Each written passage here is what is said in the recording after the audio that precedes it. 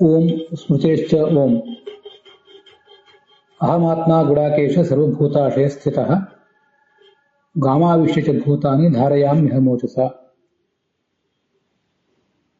ಎಲ್ಲ ಶ್ರೋತೃಗಳಿಗೂ ಕೂಡ ದೀಪಾವಳಿ, ಅದರಲ್ಲೂ ಈ ಆಶ್ವಿನ ಕೃಷ್ಣ ಪಕ್ಷದ ಅಮಾವಾಸ್ಯೆಯ ಶುಭಾಶಯಗಳು ಮತ್ತು ನಮಸ್ಕಾರಗಳು.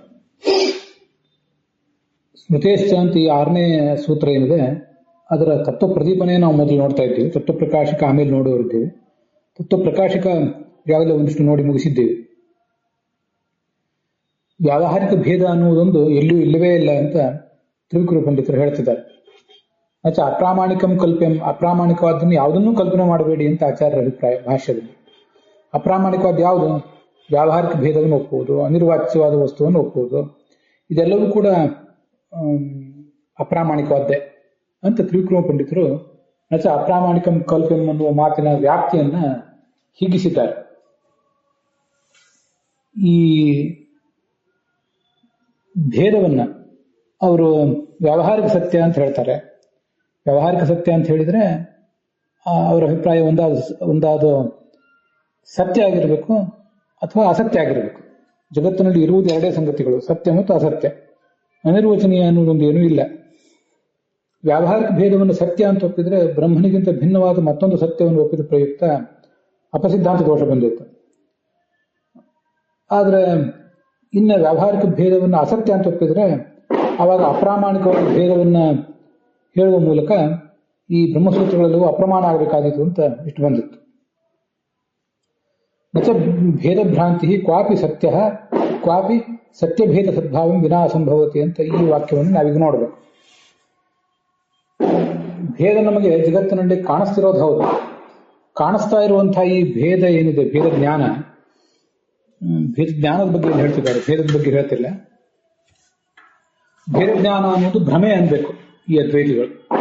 ಕಪ್ಪೆ ಚಿಪ್ಪಿನಲ್ಲಿ ಕಂಡ ಬೆಳ್ಳಿಯ ಜ್ಞಾನ, ಹಗ್ಗದಲ್ಲಿ ಕಂಡ ಹಾವಿನ ಜ್ಞಾನ ಹೇಗೆ ಭ್ರಮೆಯೋ ಹಾಗೆ ಇದನ್ನು ಕೂಡ ಭ್ರಮೆ ಅಂತ ಅನ್ಬೇಕು ಈ ಅದ್ವೈತಿಗಳು. ಆದರೆ ಭೇದ ಜ್ಞಾನ ನಮ್ಗೇನು ಬಂದಿದೆ ಎಲ್ಲಿಗೂ ಕೂಡ ಸ್ಪಷ್ಟವಾಗಿ, ಇದನ್ನು ಯಾವ ದೃಷ್ಟಿಯಿಂದಲೂ ಕೂಡ ಭ್ರಾಂತಿ ಅಂತ ಹೇಳಿಕ್ ಬರೋದಿಲ್ಲ. ಭೇದದ ಜ್ಞಾನವು ಭ್ರಾಂತಿ ಆಗಬೇಕಾದ್ರೆ ನಾವು ಸತ್ಯವಾದಂತಹ ಭೇದದ ಜ್ಞಾನವನ್ನು ಎಲ್ಲಾದರೂ ಪಡೆದಿರಬೇಕು. ಹಾಗಿದ್ರೆ ಮಾತ್ರ ನಮಗೆ ಭ್ರಾಂತಿ, ಭೇದದ ಕುರಿತಾಗಿ ಭ್ರಾಂತಿ ಬರ್ಲಿಕ್ಕೆ ಸಾಧ್ಯ, ಭ್ರಾಂತಿ ರೂಪವಾದ ಜ್ಞಾನ ಬರ್ಲಿಕ್ಕೆ ಸಾಧ್ಯ. ಅದನ್ನ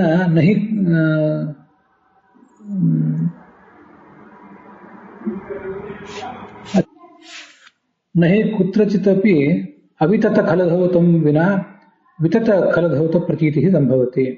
ಕಲಧೌತ ಅಂದ್ರೆ ಬಂಗಾರ ಅಂತ ಅರ್ಥ. ಧೌತ ಅಂದ್ರೆ ಶುದ್ಧ ಮಾಡಲ್ಪಟ್ಟದ್ದು ಅಂತ ಅರ್ಥ. ಕಲ ಅಂದ್ರೆ ಸಣ್ಣ ಸಣ್ಣ ಅವಯವಗಳು. ಬಂಗಾರದ ಸಣ್ಣ ಸಣ್ಣ ಪ್ರತಿಯೊಂದು ಅವಯವವನ್ನು ಕೂಡ ಶುದ್ಧ ಮಾಡಿರ್ತಾರೆ. ನಾವು ಯಾವುದೋ ಬಟ್ಟೆಯನ್ನು ಒಗೆಯುವಾಗ ಅಥವಾ ನಮ್ಮ ಮೈಯನ್ನು ಸ್ವಚ್ಛ ಮಾಡಿಕೊಳ್ಳುವಾಗ ಆಕಸ್ಮಿಕವಾಗಿ ಯಾವುದೋ ಒಂದು ಭಾಗ ಅಸ್ವಚ್ಛವಾಗಿ ಉಳಿಬಹುದು. ಆದರೆ ಇಡೀ ಬಂಗಾರವನ್ನು ನಾವು ಅಗ್ನಿಗೆ ಹಾಕಿ ಪರೀಕ್ಷಿಸುವುದರಿಂದ ಅದರ ಪ್ರತಿಯೊಂದು ಕಣವೂ ಕೂಡ ಶುದ್ಧವಾಗಿ ಹೋಗ್ತದೆ. ಹೀಗೆ ಕಲಧೌತ ಅಂದ್ರೆ ಬಂಗಾರ ಅಂತ ಅರ್ಥವನ್ನ ಕೋಶದಲ್ಲಿ ಮಾಡಿದ್ದಾರೆ. ಬಹಳ ಒಂದು ಅಪರೂಪದ ಶಬ್ದ ಅದು, ಎಲ್ಲ ಕಡೆ ಹೆಚ್ಚು ಬಳಕೆಯಲ್ಲಿಲ್ಲ. ಅಂತೂ ಅಂಥದ್ದು ಶಬ್ದವನ್ನ ತ್ರಿವಿಕ್ರಮ ಪಂಡಿತರು ಇಲ್ಲಿ ಪ್ರಯೋಗ ಮಾಡಿದ್ದಾರೆ. ನಮಗೆ ಎಲ್ಲಿಯಾದರೂ ಬಂಗಾರದ ಭ್ರಾಂತಿ ಬರಬೇಕಾದ್ರೆ, ಅಸತ್ಯವಾದ ಬಂಗಾರ ಎಲ್ಲಿಯಾದರೂ ಕಾಣಬೇಕಾದ್ರೆ ನಾವು ಸತ್ಯವಾದ ಬಂಗಾರವನ್ನು ಎಲ್ಲಾದರೂ ನೋಡಿರ್ಬೇಕು ಅಂತ ಅದರ ತಾತ್ಪರ್ಯ. ನಹಿ ಕುತ್ರಚಿತಪಿ, ಎಲ್ಲಿಯಾದರೂ ಒಂದ್ ಕಡೆ ಅವಿತತ ಕಲಧೌತಂ ವಿನ, ಅವಿತತ ಅಂದ್ರೆ ಸತ್ಯವಾದ, ಕಲಧೌತ ಅಂದ್ರೆ ಬಂಗಾರದ ಜ್ಞಾನವಿಲ್ಲದೇನೆ ವಿತತ ಕಲಧೌತ ಪ್ರತೀತಿ ಸಂಭವತಿ. ಸುಳ್ಳಾದಂತಹ ಬಂಗಾರದ ಜ್ಞಾನ ಅಂತ ಅನ್ನೋದು ಎಲ್ಲೂ ಕೂಡ ಬರುವುದು ಸಾಧ್ಯ ಇಲ್ಲ ಅಂತ ಅದರ ಅಭಿಪ್ರಾಯ. ಈಗ ಇಲ್ಲಿ ಬಂಗಾರದ ಬಗ್ಗೆ ಏನು ಬಂತಲ್ಲ, ಅದನ್ನು ನಾವು ಕಪ್ಪೆ ಚಿಪ್ಪಿನಲ್ಲಿ ಕಂಡು ಬೆಳ್ಳಿಗೆ ಕುರಿತಾಗಿ ಒಂದಿಷ್ಟು ಅನ್ವಯಿಸಿ ನೋಡಿದ್ರೆ ನಮ್ಗೆ ಅದು ಸ್ಪಷ್ಟ ಆಗ್ತದೆ. ಕಪ್ಪೆ ಚಿಪ್ಪನ್ನು ನೋಡಿ ಬೆಳ್ಳಿ ಅಂತ ನಮಗೆ ಕಾಣಿಸ್ತದೆ. ಅದು ಹೇಗೆ ಕಾಣಿಸ್ತದೆ ಅಂತ ನಾವು ಒಂದು ಬಾರಿ ಆಲೋಚನೆ ಮಾಡಿದ್ರೆ ಎಲ್ಲವೂ ನಮಗೆ ನಿಚ್ಚಳ ಆಗ್ತದೆ. ನಾವು ಈ ಹಿಂದೆ ಬೆಳ್ಳಿಯನ್ನು ನೋಡಿದ್ದೇವೆ, ಎಲ್ಲೆಲ್ಲೋ ಅಂಗಡಿಯಲ್ಲೋ ನಮ್ಮ ಮನೆಯಲ್ಲೋ ಎಲ್ಲೆಲ್ಲೋ ನೋಡಿದ್ದೇವೆ. ಆ ಬೆಳ್ಳಿಯ ಕುರಿತಾಗಿ ಒಂದು ಸಂಸ್ಕಾರ ನಮ್ಮ ಮನಸ್ಸಿನಲ್ಲಿ ಇದೆ. ಗಟ್ಟಿಮುಟ್ಟಾದ ಲೋಹ, ಹೊಳಪುಳ್ಳಂತಹ ಲೋಹ ಅಂತ.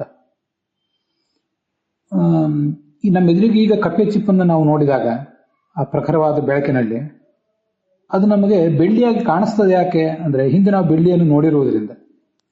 ಹಿಂದೆ ನಮಗೆ ಬೆಳ್ಳಿಯ ಪರಿಚಯವೇ ಜೀವಮಾನದಲ್ಲಿ ಇಲ್ಲದೆ ಹೋದರೆ ಕಪ್ಪೆ ಚಿಪ್ಪನ್ನು ನೋಡಿ ಅದು ಬೆಳ್ಳಿ ಅಂತ ಕಾಣದೇ ಇರಬಹುದು, ಮತ್ತೊಂದು ಏನೋ ಕಾಣಬಹುದು, ಅಥವಾ ಏನೂ ಕಾಣದೇ ಇರಬಹುದು, ಕಪ್ಪೆ ಚಿಪ್ಪು ಅಂತ ಗೊತ್ತಾಗದೇ ಇರಬಹುದು ಅಷ್ಟೇ. ಕಪ್ಪೆ ಚಿಪ್ಪನ್ನು ನೋಡಿ ಬೆಳ್ಳಿ ಅಂತ ಹಾಗೆ ಯಾರಿಗೂ ಕೂಡ ಭ್ರಮೆ ಬರೋದು ಸಾಧ್ಯ ಇಲ್ಲ. ಬೆಳ್ಳಿ ಅನ್ನೋ ಕಡೆಯಲ್ಲೂ ನೋಡಿರ್ಬೇಕು, ನೋಡಿದ್ರೇನೆ ಆ ಸಂಸ್ಕಾರ ಅಲ್ಲಿ ಇದ್ದು ಅದು ನಮಗೆ ಬೆಳ್ಳಿಯ ಜ್ಞಾನವನ್ನು ಮಾಡಿಸ್ಲಿಕ್ಕೆ ಸಾಧ್ಯ. ಹಾಗೇನೆ ಇದು ನಮ್ಗೆ ಇನ್ನೂ ಸ್ಪಷ್ಟವಾಗಿ ಹಗ್ಗದಲ್ಲಿ ಕಂಡ ಹಾವಿನ ಬಗ್ಗೆ ಗೊತ್ತಾಗ್ತದೆ. ಹಗ್ಗದಲ್ಲಿ ನಾವು ಹಗ್ಗವನ್ನು ಕತ್ತಲಲ್ಲಿ ಮೆಟ್ಟಿದಾಗ ಇದು ಹಾವು ಅಂತ ತಿಳಿದು ಬೆಚ್ಚಿ ಬೀಳ್ತೀವಿ, ಬೆವರುತ್ತೇವೆ. ಇದೆಲ್ಲ ಯಾಕೆ ಆಗ್ತದೆ ಅಂದ್ರೆ ನಾವು ವಯಸ್ಕರು ಹಾವನ್ನ ಬೇಕಾಷ್ಟು ನೋಡಿದ್ದೀವಿ. ಹಾವಿನಿಂದ ಆಗಬಹುದಾದ ಸಂಭಾವ್ಯ ಅಪಾಯಗಳ ಬಗ್ಗೆ ನಮಗೆ ಗೊತ್ತಿದೆ. ಒಂದು ಚಿಕ್ಕ ಮಗು ಅದರ ಜೀವಮಾನದಲ್ಲಿ ಹಾವನ್ನೇ ನೋಡಿಲ್ಲ ಅಂತ ಇಟ್ಕೊಳ್ಳಿ. ಅದಕ್ಕೆ ಕತ್ತಲಲ್ಲಿ ಹಗ್ಗವನ್ನು ತುಳಿದಾಗ ಹಾವು ಅಂತ ಜ್ಞಾನ ಬರುವುದೇ ಇಲ್ಲ, ಅದು ಹೆದರುವುದೂ ಇಲ್ಲ. ಆದ್ರಿಂದ ಮೊದಲೆಲ್ಲಾರು ಒಂದ್ ಕಡೆ ನಾವು ಹಾವನ್ನ, ಬೆಳ್ಳಿಯನ್ನ ಮೊದಲಾದವುಗಳನ್ನು ನೋಡಿರ್ಬೇಕು. ಆವಾಗ ಹಗ್ಗವನ್ನು ತುಳಿದಾಗ ಹಾವು ಅಂತ ಭ್ರಮೆ ಬರ್ತದೆ. ಮತ್ತೆ ಕಪ್ಪೆ ಚಿಪ್ಪನ್ನು ನೋಡಿದಾಗ ಬೆಳ್ಳಿ ಅಂತ ಜ್ಞಾನ ಬರ್ತದೆ. ಅಂತೂ ಸತ್ಯವಾದ ಬೆಳ್ಳಿಯನ್ನ, ಸತ್ಯವಾದ ಹಾವನ್ನ, ಸತ್ಯವಾದ ಬಂಗಾರವನ್ನ ಎಲ್ಲಾದ್ರೂ ಒಂದ್ ಕಡೆ ನಾವು ನೋಡಿರ್ಬೇಕು. ಹಾಗೆ ನೋಡಿದ್ದರೆ ಮಾತ್ರ ಅದರ ಸಂಸ್ಕಾರ ನಮ್ಮ ಮನಸ್ಸಿನಲ್ಲಿ ಉಳಿದಿದ್ದು.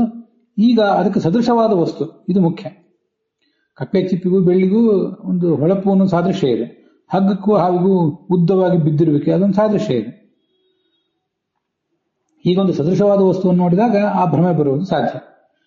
ಭೇದ ಜ್ಞಾನ ನಮಗೆ ಬಂದಿದೆ, ಇದು ಭ್ರಮೆ ಅಂತ ನೀವು ಅಂತಿರಲ್ಲ. ಹಾಗಾದ್ರೆ ಆ ಭೇದ ಜ್ಞಾನಕ್ಕೆ ವಿಷಯವಾದ ಭೇದ ಇದೆಯಲ್ಲ, ಅದಕ್ಕೆ ಸಮಾನವಾದ ಸತ್ಯವಾದ ಭೇದವನ್ನು ಎಲ್ಲಿಯಾದ್ರೂ ಒಂದ್ ಕಡೆ ನೀವು ನೋಡಿರ್ಬೇಕಲ್ಲ. ಸತ್ಯವಾದ ಭೇದವನ್ನು ಈ ಜಗತ್ತಿನಲ್ಲಿ ಎಲ್ಲಿ ನೋಡಿದ್ದೀರಿ ನೀವು ಅಂತ ನಾವು ನಿಮ್ಮನ್ನು ಕೇಳಬೇಕಾಗ್ತದೆ. ಯಾಕೆಂದ್ರೆ ಈ ಜಗತ್ತಿನಲ್ಲಿ ಇರುವುದು ಬ್ರಹ್ಮ, ಜಡ ಮತ್ತು ಜೀವ. ಅದ್ವೈತಿಗಳು ಕೂಡ ಹೀಗೆ ಹೇಳಬೇಕು. ಬ್ರಹ್ಮವೇ ಜಡವಾಗಿ ಕಾಣ್ತದೆ, ಬ್ರಹ್ಮವೇ ಜೀವವಾಗಿ ಕಾಣುತ್ತದೆ ಅಂತ ವಿಷಯ ಬೇರೆ. ಅಂತೂ ಇರುವುದು ಇವು ಮೂರು ಸಂಗತಿಗಳು. ನಮ್ಮ ಸಿದ್ಧಾಂತದಲ್ಲಿ ಕೂಡ ನಾವು ಪಂಚಭೇದ ಅಂತ ಹೇಳ್ತೀವಲ್ಲ, ಜೀವ, ಈಶ್ವರ, ಜಡ. ಇದರಲ್ಲೇ ನಾವು ಲೆಕ್ಕಾಚಾರ ಹಾಕಿದ್ರೆ ಪಂಚಭೇದಗಳು ಆಗಬೇಕು. ನಮ್ಮಲ್ಲೂ ಕೂಡ ಇರುವ ಮೂರೇ ಸಂಗತಿಗಳು. ಈಗ ಜೀವನೇ ಬ್ರಹ್ಮನಾಗಿ ಕಾಣ್ತಾನೆ, ಅದರಿಂದ ಜೀವೋ ಬ್ರಹ್ಮೈವ ನಾಪರ ಅಂತೀರಿ ನೀವು.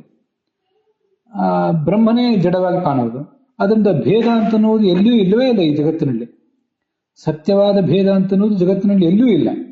ಇದನ್ನು ಗಮನಿಸಬೇಕು. ಬ್ರಹ್ಮನಲ್ಲಿಯೂ ಕೂಡ ಸ್ವಗತ ಭೇದ ಅನ್ನೋದಿಲ್ಲ, ಅವನ ಅಖಂಡ. ನಾವು ಸ್ವಗತ ಭೇದ ವಿವರ್ಜಿತ ಅಂತ ಹೇಳ್ತೀವಲ್ಲ, ಹಾಗೆ ಅವರು ಹೇಳಲೇಬೇಕಲ್ಲ. ಆದ್ರಿಂದ ಆ ಭೇದ ಅನ್ನುವುದು ಜಗತ್ತಿನಲ್ಲಿ ಎಲ್ಲೂ ಇಲ್ಲವೇ ಇಲ್ಲ. ಎಲ್ಲೂ ಇಲ್ಲದೆ ಇರುವಂತಹ ಭೇದವನ್ನ ನೀವು ಕಂಡಿರಿ ಹೇಗೆ? ಎಲ್ಲಿ ನಿಮಗೊಂದು ಭೇದದ, ಸತ್ಯವಾದ ಭೇದದ ಅನುಭವ ಎಲ್ಲಿ ಬಂದಿದೆ? ಎಲ್ಲಾದ್ರೂ ಸತ್ಯವಾದ ಭೇದದ ಅನುಭವ ಬಂದಿದ್ರೆ ಈಗ ಜೀವ ಬ್ರಹ್ಮರ ನಡುವೆ, ಜೀವ ಜೀವರ ನಡುವೆ ಭೇದ ಜ್ಞಾನ ಬಂದು ಈ ಸಂಸಾರ ಅಂತ ಅನ್ನೋದು ಮುಂದುವರಿಬಹುದು. ಹಾಗೆಲ್ಲೂ ಇದು ಬಂದೇ ಇಲ್ಲ ಅಂತ ಅದರ ತಾತ್ಪರ್ಯ ಆಗ್ತದೆ. ಅಲ್ಲಿಗೆ ಈ ಭಾಗ ಸಮಾಪ್ತ ಆಗಿದೆ.